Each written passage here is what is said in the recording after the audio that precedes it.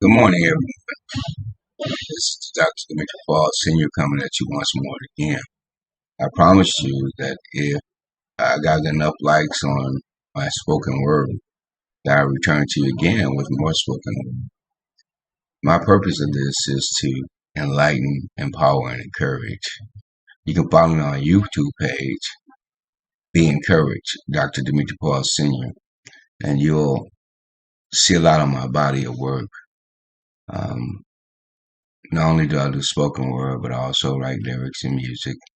Those are my passions, aside of a lot of other things that I do. But this is really not about me. It's more so about empowering others and to giving hope where there is no hope, or where we assume there is no hope. Um, I spend a lot of time thinking about our current situations. Our world now is so um, upside down. We made a 180 looking back at things that occurred and we've already should have overcome, and we find ourselves still in the same battles on a daily basis. But I want to encourage you today to realize that you are able to go far beyond that which society tells you you can. Black people, it's time to wake up. It's enough time for division and separation. This is why we're not able to move forward. We spend a lot of time bringing each other down because of the systematic ideals that have been implanted in our minds through indoctrination. And I say that because when you think about it and you look at all that we know and that we believe in was basically given to us, and from generation to generation it's been passed down and we've accepted it as truth. But as time goes on and as technology advances, we're able to find out things that were at one time hidden that is now available to us. But not everything that we find through this technology is 100% truth. There's always an underlying factor involved in what we read and what we believe. But I've come to understand that in our DNA, there are answers that have not yet been found. And the Most High God is revealing to us now truths that should empower us and should send us forward into a place of ownership. And I say that because there's a disparity in our economy as far as economics is concerned and wealth. There's a disparity in educational systems as to how we learn and at what level we learn, to the point that it's an uneven playing field.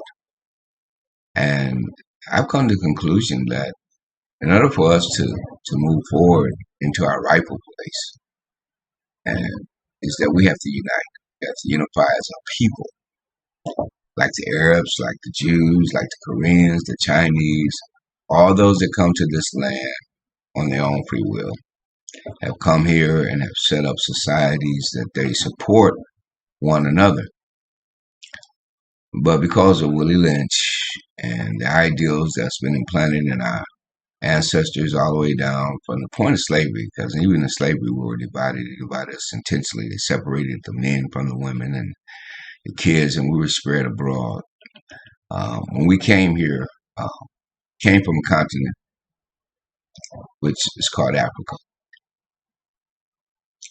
In Africa, we all came from different tribes. We all want the same dialect. So there was a disparity in communication, but we all understood one thing, that we were taken from our homeland and brought to a place where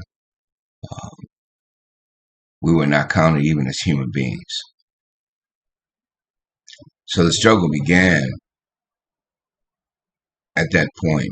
But be not deceived and nor naive. understand that before we got here, we were prisoners of war. Even in Africa, we had the same color skin. We were divided. We fought wars. We had disparities. And I guess in every nation, you find the same thing. But our plight became one that was more devastating to us and no way for us to evolve or return to where we came from. Because when they brought us here, they wanted to make sure they stripped us of our identity. They wanted to make sure that we forget who we were. I remember the movie Roots, at the point in which the slave master had slaves walking in a circle, and telling them their new names. And there was one, Kunta Kinte. We're all familiar with him. They wanted him to say his name was Toby. He refused to give up his given name, which was Kunta Kinte.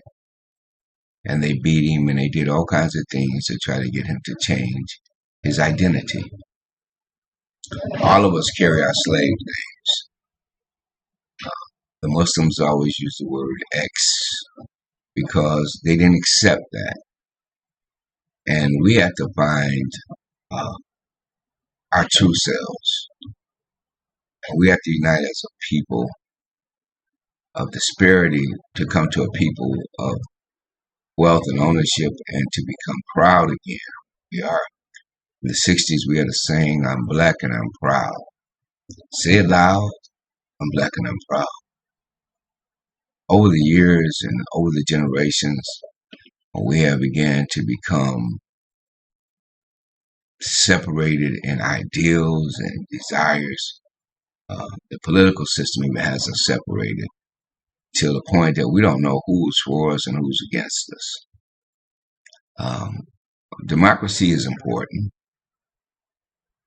but democracy doesn't mean anything if it's not on an even playing field. Our votes do count, but what does it count toward? We have to begin to take control of our own destinies.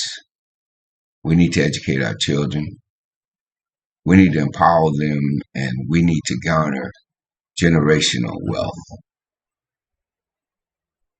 You say, well, how are we going to do that, doctor? Well, it first comes by unity and dialogue, because we have to be able to first begin to heal ourselves. I look at our young men and young women today. They have been guided by media, technology. They're wiser, but they're weaker. There's a portion that have awakened to the necessity of their future. I'm 63 years old. I lived through the civil rights. I was a young man. I was able to see our great leaders and the sacrifices that they paid for us. And I understand the importance of us realizing what it took just to be able to have a home, to have a car, to have a job, just the basic necessities. And now we're in a place where it's beyond those basic necessities because they are only limited to a point because of the disparity of wealth. The word racism doesn't have anything to do with color of skin, but has to do with a race toward wealth. And white Americans, well, I could say global, but Caucasians want dominance in the world. And that's what we call white supremacy or white nationalism. And those things are that they want to be the rulers. Now, this is nothing new. I mean, we can look back in history, back to the Roman Empire, and we can see that it's always been a divide and conquer process. And they have conquered Rome, they conquered almost the entire world. But see, there's no mention of the Moors who came and defeated them. And there's no mention of Egypt. And we can go back and We see pictures in movies that everybody is Caucasian. Cleopatra was black. Moses was black. I can go all the way back and look at, if you look in history, you'll find that a lot of the pharaohs from Cush who took over Egypt eventually were black.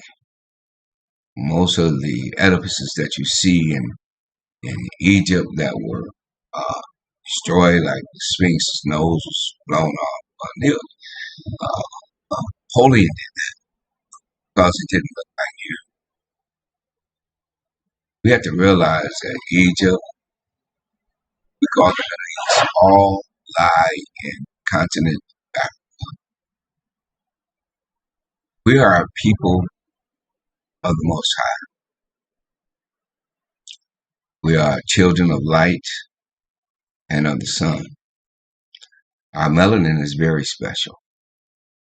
We are the original man.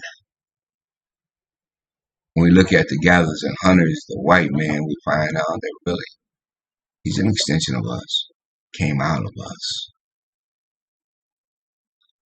They don't ever want us to know who we truly are. We are kings and we are queens, we are princes and princesses. We are the true caretakers of this planet. But if we disavow, if we forget who we are, we empower them to continue in this same road in which they've done from generation to generation to generation, from century to century, thousands of years, to enslave, empower, and to conquer. This is not a call to arms, but a call to remember, call to unite, call to stand up and be counted, to stop the division, to stop our young men and women destroying each other because of differences. We all are different. Even in our melanin, we're different. There's so many shades of black. Black is not a bad thing. Actually, black is the closest thing to light. For light came out of darkness. We need to grow to a place in which we can stand firmly as a people. It's time to have our own. It's time to teach our children and to raise our young men and women to be empowered, to be leaders for their people. Even in this America, we don't have a home to go back to. Though we know Africa is our home, we don't know where to go. If we got back there, we wouldn't know what tribe we belong to. Our DNA can give us a general location of where our ancestry comes from, whether it be the Congo, Nigeria, or Timbuktu. But that search requires a great other thing. We got here, they polluted us. And now, from generations, we began to inbreed with other nations and other peoples. The indigenous people here, we became part of them. We had children with them. They had children with us. The white people, Chinese people. To the point where if you got 1/3 of our blood, you consider a black person. That alone should give you pause to think. What is it in the blood? Our blood is so dominant that just a drop of blood makes you black. I don't care where you come from. If you have any melanin and anybody you copulate with, they become who you are.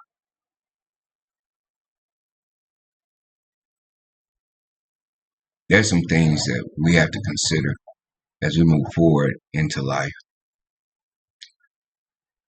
Our youth is our fortune and our future. The enemy wants to destroy the seed. If we destroy that which is coming, we destroy the seed, destroy the harvest. It's imperative as elders, those who live through the struggle, to empower our children through education, true education, of what it really costs. And the only way we can do that is by changing our mindsets and begin to listen to what our children have to say and what they is experiencing now, that we might give light to their purpose. If we encourage them and empower them with the knowledge, but truly we're taught that knowledge is power. So if we encourage them with power and give them the tools that they need to succeed, though we might not see it, one day, just like Martin said, one day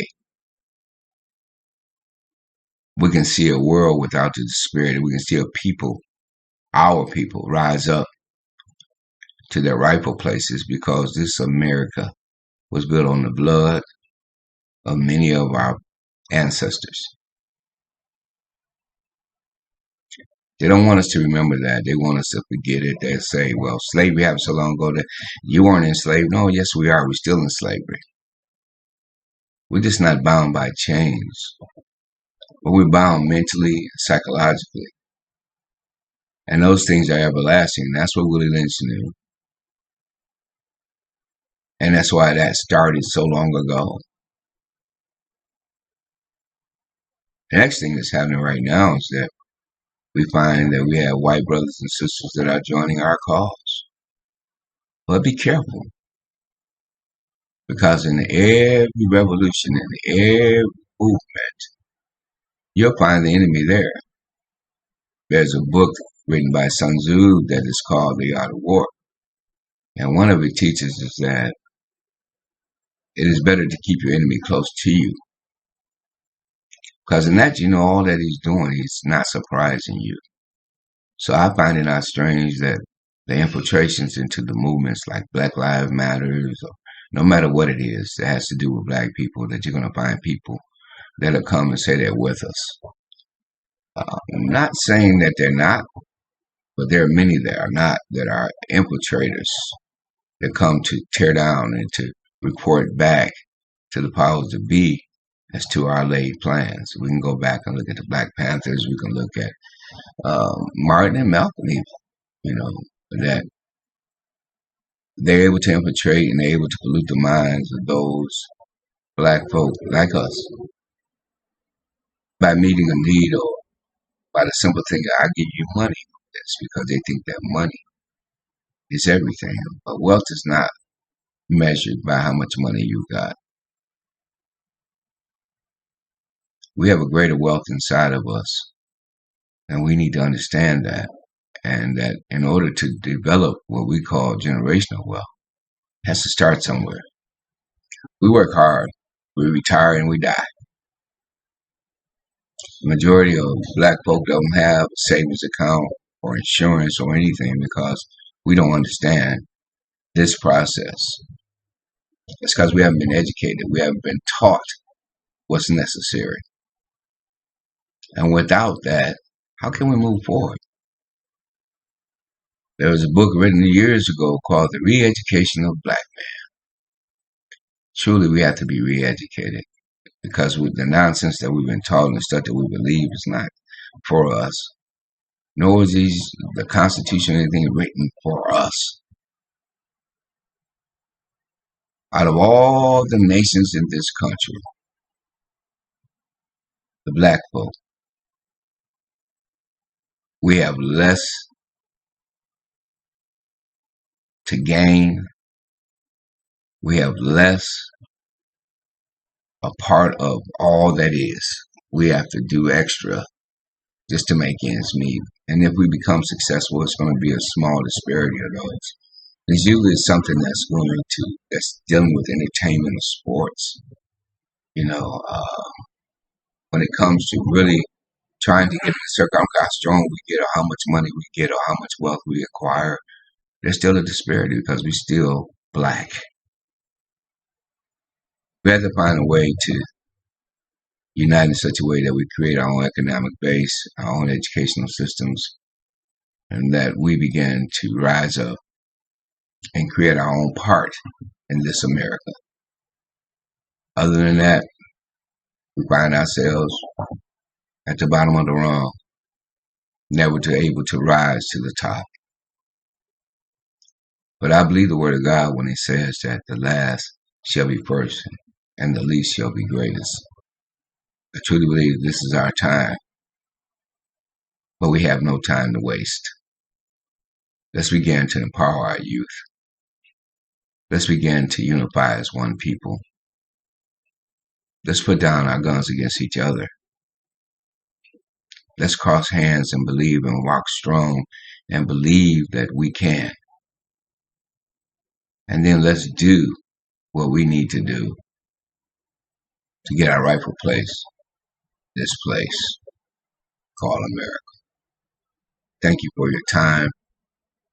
I will come again with some thoughts and other ideals.